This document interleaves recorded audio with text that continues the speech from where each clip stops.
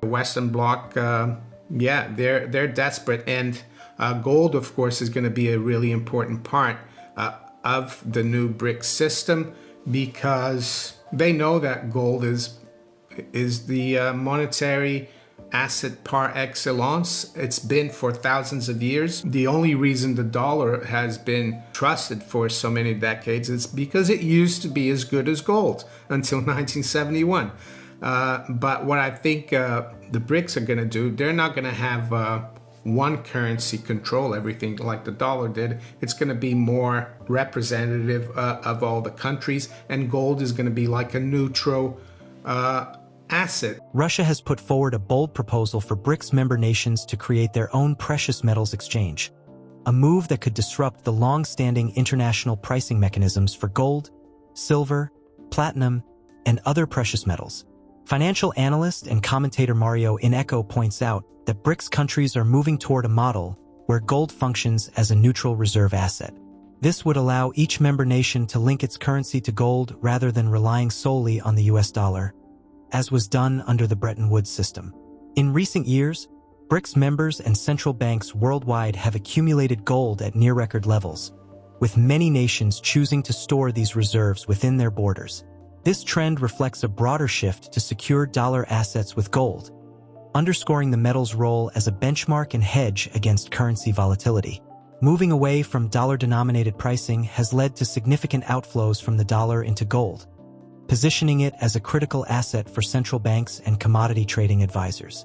Notably, gold's share in total foreign exchange reserves has risen significantly, from 8.15% at the end of March 2024 to approximately 9.32% by September 2024. Earlier this year, the Reserve Bank of India, RBI, repatriated 100 tons of gold from the Bank of England, marking a pivotal step in India's gold policy since its 1991 pledge of gold. On October 31st, the RBI brought back an additional 102 tons, further reinforcing this trend of gold repatriation. Innecco emphasizes that gold, trusted as a stable asset for millennia, once anchored the value of the US dollar. However, concerns about stability have grown since the dollar was decoupled from gold in 1971. The proposed BRICS initiative to elevate gold as a neutral reserve asset aims to reduce dependence on the dollar, offering member countries a more stable foundation for their currencies. This evolving landscape hints at a potential shift in global financial dynamics, with gold once again stepping into a central role as a vital monetary asset. For more expert insights, be sure to subscribe and turn on notifications to stay updated. Your support is greatly appreciated. The Anglo-American central banking globalist bloc versus the BRICS bloc, who are developing their own currency, who want to de-dollarize, who have just stolen technology from the Western Bloc. And I think the Western Bloc, they're desperate. And gold, of course, is going to be a really important part of the new BRICS system, because they know that gold is the monetary asset par excellence. The only reason the dollar has been trusted for so many decades is because it used to be as good as gold until 1971. But what I think the BRICS are going to do, they're not going to have one currency control everything like the dollar did. It's going to be more representative of all the countries, and gold is going to be like a neutral asset that all countries will be able to hold, and all countries will be able maybe to fix their currencies against it, because under the Bretton Woods system, the dollar dominated everything. It was the dollar, only the dollar, that was fixed to gold, and the other currencies were subservient to the US dollar. Anyway, it's 8:40 a.m. London time, so let's quickly have a look at where the markets are this morning. We've got spot gold at 27.37. It's only up about $1. It has been as high as 45 and as low as 29, so fairly quiet. Spot silver is up 26 cents, so it's picking up a little bit. It's up 0.8%, 32.70. High's been 87, low's been 25. De-dollarization and the BRICS expansion is for real, and that the globalists, and who are the globalists? Well, they're the people who control the Western central banks. They're the people that created the BIS in 1930. And we're going to quickly look at the BIS's constituent charter to see who really controls, the world for now. And I think it's really important for the gold and silver market as well, because it means that, and I think the paper game is going to be in trouble for gold and silver, because BRICS and BRICS Plus, they're going to go for the jugular, because they understand how important gold and even silver is for the system. We've seen that the Russian finance ministry is announced recently that they're going to start buying a lot of silver, platinum, and palladium. On Thursday, the Bank for International Settlements, BIS, announced its decision to withdraw from Project Enbridge, a cross-border payments initiative. This move has raised concerns about the project's future, especially given the growing geopolitical scrutiny over global financial transfers. Launched in 2021, Project Enbridge was a collaboration between the BIS and the central banks of China, Hong Kong, Thailand, and the United Arab Emirates, with the Saudi Arabian Central Bank joining in June. During a discussion, BIS General Manager Augustin Carstens addressed the withdrawal, noting that while Enbridge could theoretically facilitate transactions for BRICS countries, including Russia amid international sanctions, this was not the project's intended purpose. Carstens emphasized that the initiative was not designed to bypass sanctions. Mario Innecco provided historical context, pointing out that the U.S. Federal Reserve's absence at the BIS's founding stemmed from the United States not joining the League of Nations. This allowed major U.S. banks like J.P. Morgan and Citibank to exert considerable influence within the BIS, highlighting the power dynamics in international finance. The BIS's exit from Project Enbridge now leaves questions about the initiative's future and its implications for global payment systems as countries navigate complex geopolitical challenges. Now, let's return to the interview.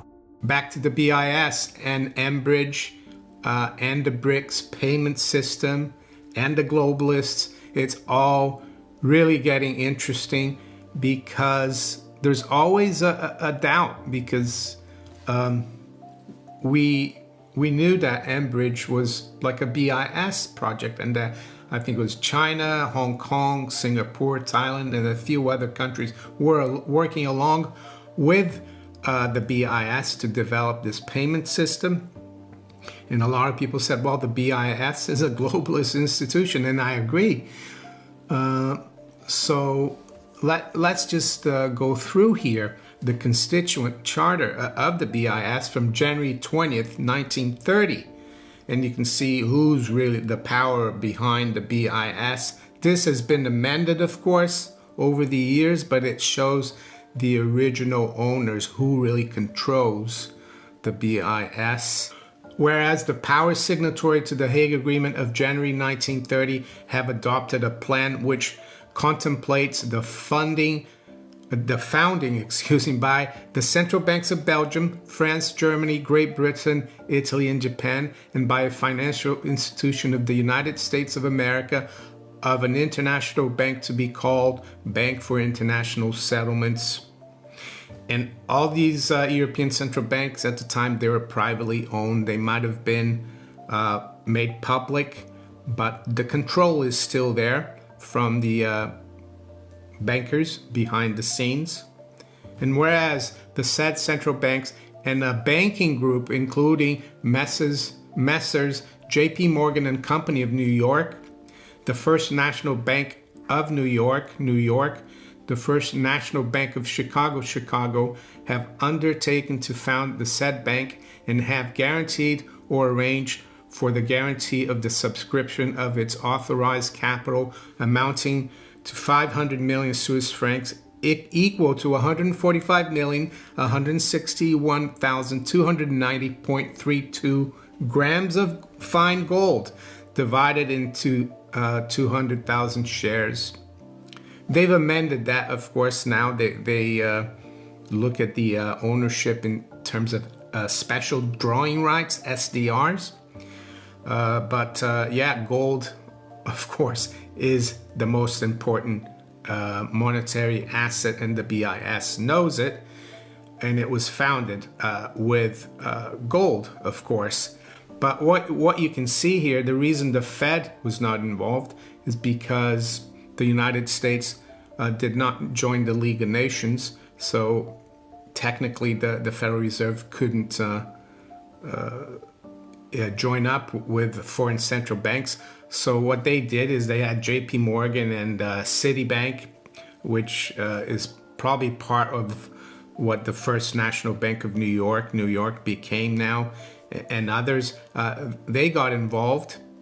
So it's the bankers that control the BIS, and the BIS, of course. Russia's proposal for BRICS nations to establish a precious metals exchange represents a pivotal shift in the global financial landscape. By potentially disrupting traditional pricing systems that rely on the US dollar, this move highlights a growing recognition of gold as a stable reserve asset. As more countries repatriate their gold reserves, this trend could reshape monetary systems and strengthen financial sovereignty among BRICS members. The increasing role of gold within foreign exchange reserves underscores its rising importance as a hedge against dollar volatility, especially amid geopolitical tensions and the retreat of major players from collaborative financial initiatives. In the evolving landscape of international trade and currency stability, the success of a BRICS-backed precious metals exchange could significantly impact global trade relationships and the US dollar's dominance. How might the establishment of a BRICS precious metals exchange affect global trade dynamics and the influence of the US dollar? Share your thoughts in the comments. If this topic resonates with you, join our community by subscribing to our channel and turning on notifications with the bell icon. Thank you for being a valued member of our community.